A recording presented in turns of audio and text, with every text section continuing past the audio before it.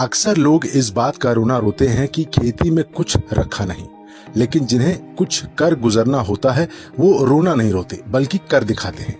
अब मऊ के इस किसान को ही देखिए। ताइवान की खास किस्म की पिंक गुआवा यानी गुलाबी अमरूद उगा ये किसान भाई न केवल अच्छे पैसे कमा रहे हैं बल्कि लोगों के लिए प्रेरणा भी बन रहे हैं।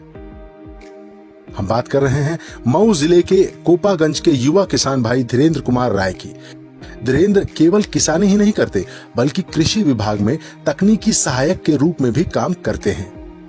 इन्होंने काफी कम खेत में इस खास किस्म के अमरूद की खेती कर तरक्की की नई इबारत लिखी है।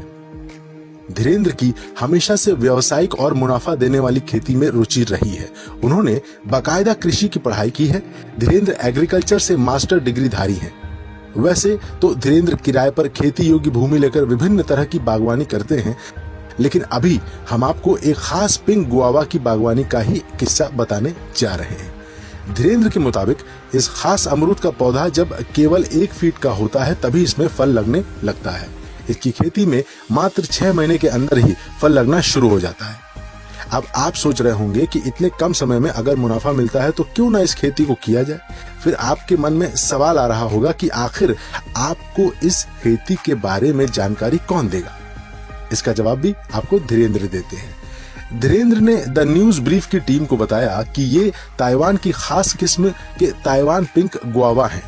उन्होंने इसकी सघन बागवानी कर रखी है।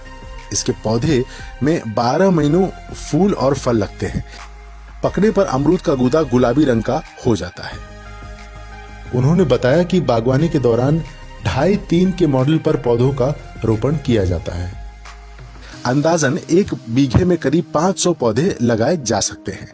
धीरेन्द्र ने अपने बाग में मुख्य रूप से गोबर की जैविक खाद डाल रखी है। हालांकि थोड़ी बहुत DAP भी डाली गई है। धीरेन्द्र आगे बताते हैं कि पौधों में तने ही नहीं बल्कि ज्यादा शाखाओं की आवश्यकता होती है जिससे पैदावार ज्यादा हो सके। ताइवान पिंक गुआवा के पौधे में भूमि तल से 1 फीट ऊपर उगने के बाद 15 सेंटीमीटर का हिस्सा छोड़कर ऊपर के हिस्से की छटाई कर दी जाती है।